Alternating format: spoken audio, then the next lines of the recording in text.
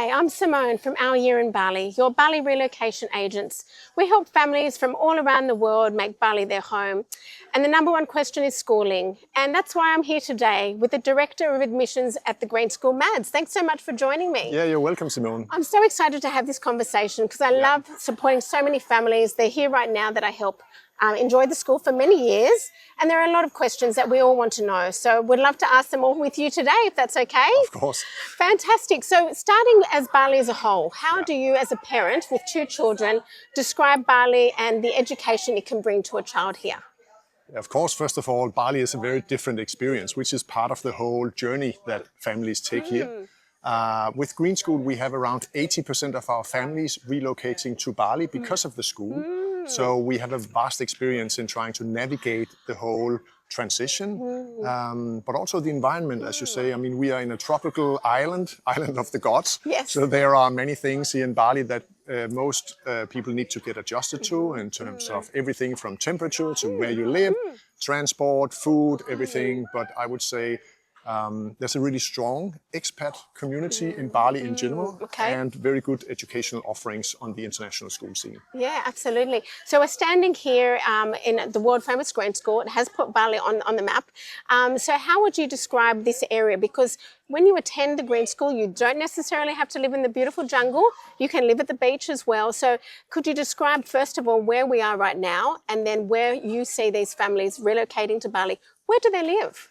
Yeah, it's a good question because you're right, Green School is in the jungle. We are in an area right now called Abhiyansemal, and the school was actually purposefully put in this area because it's around 20 minutes from Ubud and it's around half an hour from the coastline, where most families are settling down when they come here to join our community. So there's a variety of options in terms of where you want to live and find a place to settle down. I would say around 15% of our families, they live in the jungle. They live around the school where there's a growing community. We have around 30% living in and around Ubud, and then maybe around 50% that lives near the coast, so around half an hour south of the school, and then takes the commute to and from school every morning. So that's about the footprint of our families here. Wow, that's exciting. And so the actual school itself is, as we said, world famous. So maybe if we start by describing the campus, and it's purpose-built, as you said. So what do we expect if we go to the Green School? Yeah, well, I think you can see a bit in the background here that, Green School is definitely different from a campus point of view. So it's a very open campus. We have a very big area compared to our school size. We have 500 students here from more than 45 different nationalities. And as you can see then, all of the campus is open spaces. It's built in bamboo. It's all in sustainable local materials, which is some of the core principles of the school. So of course, getting used to a schooling experience that is open in the sense of open classrooms is an adjustment, but it's something that is a part of the culture here, and really also one of the bigger changes that you can see in the students coming here, that you are in nature and learning in nature, even when you are in the classroom doing some of your traditional classes of math and literacy and science. So you mentioned traditional. So obviously families from around the world would come mostly from a traditional setting. It may be an international school, there might be expats already, or they might be in a different setting, a public or private school, wherever they may be coming from. So what makes it different, and how do you contrast with that? Yeah. So apart from the environment and living in Bali, then I can say that we are an international school. We are accredited by WASC, which is the same body that accredits the American high schools. So when our students are graduating from here, they are graduating with an American high school diploma. So that means that the spine of what we do here and how we teach is also built around some of the core components that you need in order to be accredited as a school by a US standard. So we have math and science and literacy, some of the core building blocks that are most common in many international schools.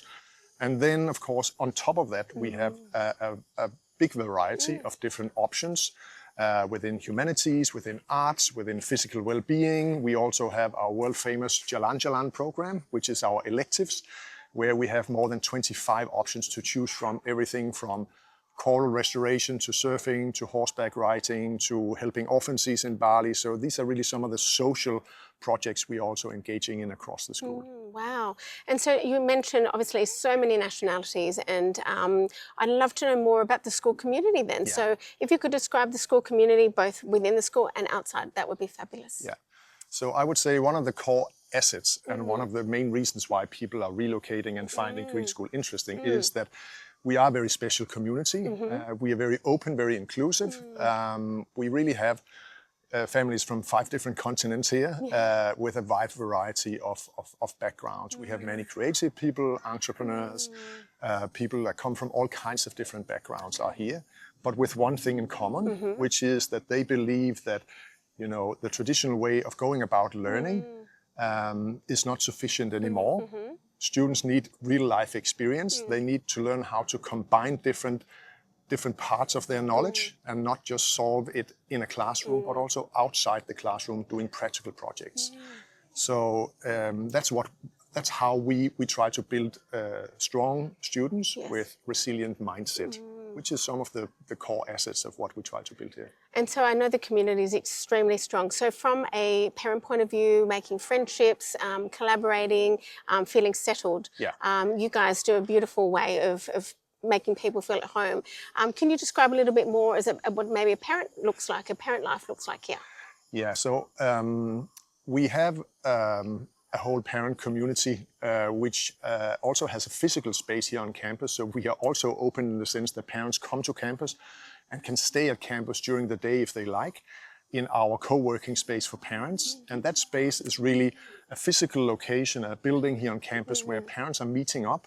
It's also the epicenter of many of the associations and clubs we have with parents, everything from fitness to bike riding to a poetry club, a comedy club, conscious parenting circles, feedback circles with school management. So that physical location is an opportunity for parents to come in and share things with other parents, make friends, but also, you know, invest in the community by sharing what they know and what they bring here. So that's really, you know, the melting pot of community and the diversity that we celebrate here. Great. And so the Green School may not be for everybody. That's okay. And so can you please share a little bit more about what type of child would thrive here? And as a parent, for me to choose the school, what are those things that you see? Yeah. So you're right. Green School is not for everybody. We are very inclusive, and I would say our current student body speaks to that. But it's a very open campus. Sometimes it gets loud here. It gets hot. So there's adjustment in terms of, you know, the surroundings that some might have challenges adjusting to. So that's something that obviously we need to see. But apart from that, I would say that, you know, we are able to and open to taking students from many different backgrounds and with many different mindsets. So in all, we are very inclusive. Great. Yeah. And the integration back to perhaps their other school that they had started with. So they may be here for a couple of years and then they go back home. How do you see that? Is there any parents that are nervous about the changes and difference in different curriculum, different philosophy, different learning styles? How have you seen the transitions back and forward? Yeah, it's a good question, Simone, because it is one of the most common questions we get. Yes. If I come here from, say, Holland or from Japan or from the US and I spend 1 or 2 years here, what would it be like for me and my young people to reintegrate back? Yes. And of course, coming here, you would experience as a family, as a student, that there are some of the things we teach here where you might feel that, hey, this is a little easier on compared to what I used to do. Okay. And on other topics, it might be a little harder. Okay. So that's a part of the adjustment coming here. And it's a little bit the same we see when people are then transitioning back, that there might be a few areas where you need to adjust.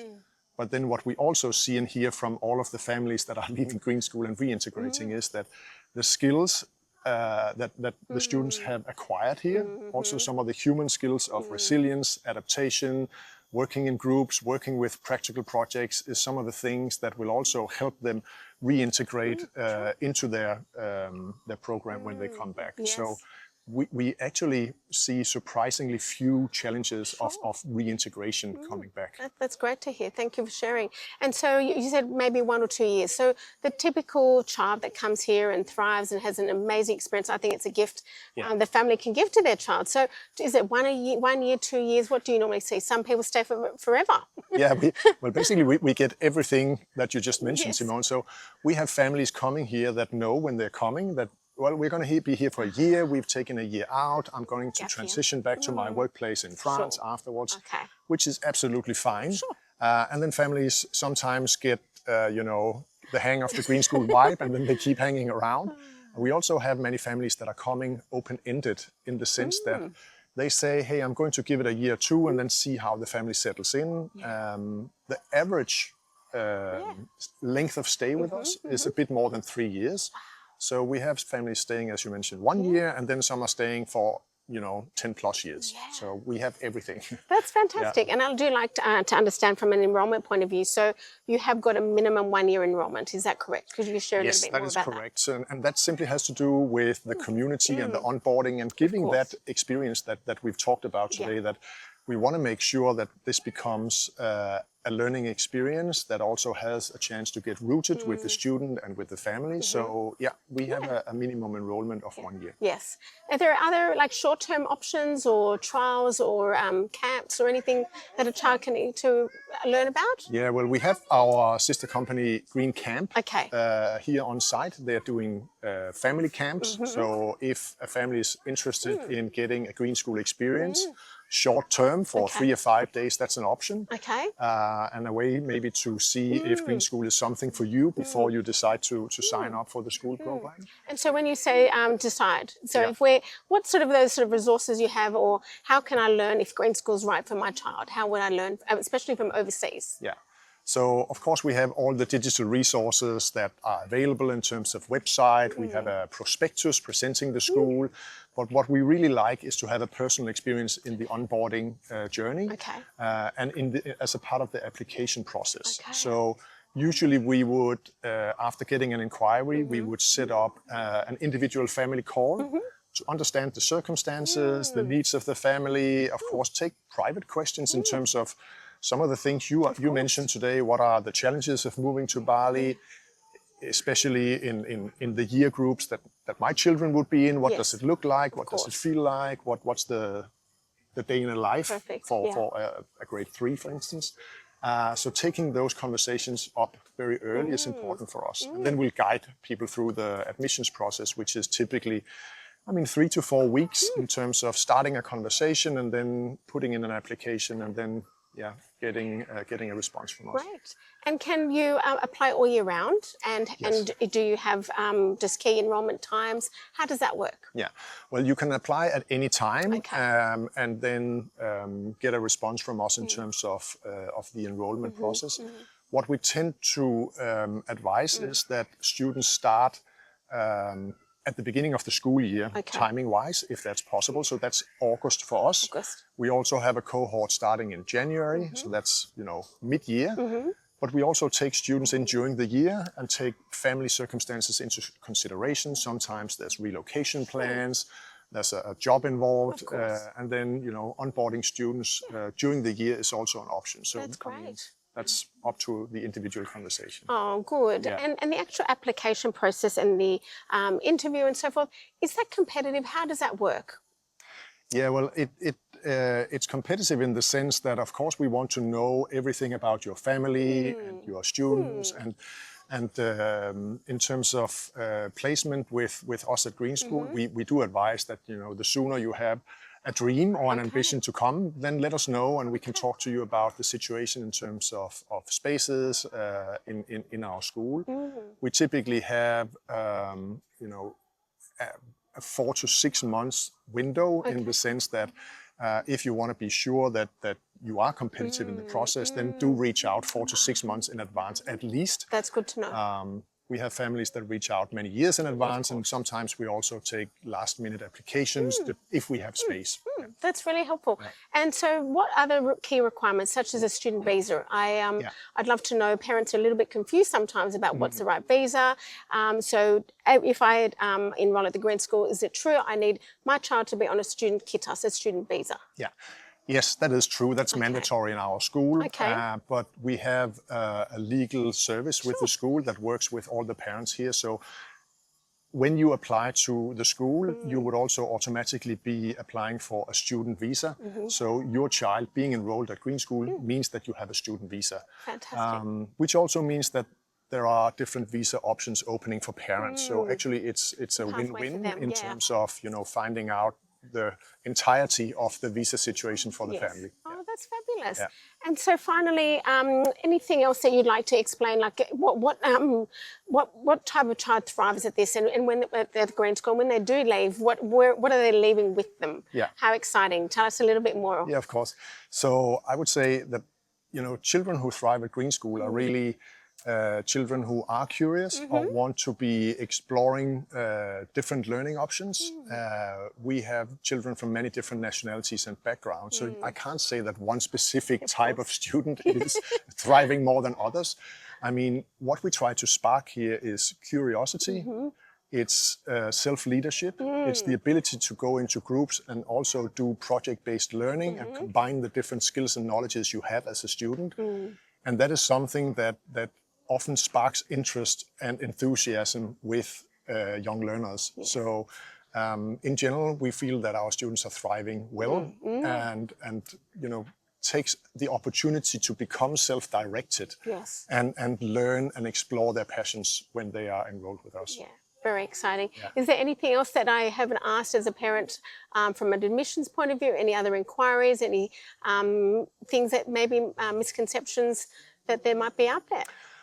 I would say in terms of the admissions process, we always advise that if at all you have the opportunity to come here and take a tour of the campus, it would be helpful. Of course. Because then you have not just the digital impressions and maybe a conversation with us, but you've had a chance to see the campus, see the learning in action. So we do advise that families consider that option. Yeah, and I can help with that because I've been here many times. And that's where you come into the picture. Right. So I'm like their eyes and ears for them.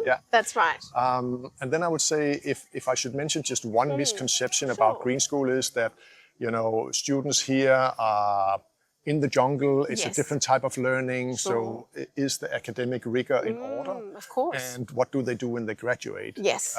So I can say that, you know, for our graduating students, we have 70% going to university, and they've been to like more than 100 different universities in 40 different countries. So we work with a diversity of pathways, but university is the main next step for most of our students going into, you know, a whole host of different organizations around the world and institutions. Wow, that's fabulous. Well, thank you so much for spending this time with me. Of course. It's super important. Green School is always on everyone's mind, and I love supporting. We've got beautiful families here right now from all around the world enjoying your beautiful school. This has been a great conversation, and I really appreciate your time. Thank you so much, Simone. Thank you for coming. Thank you for having me.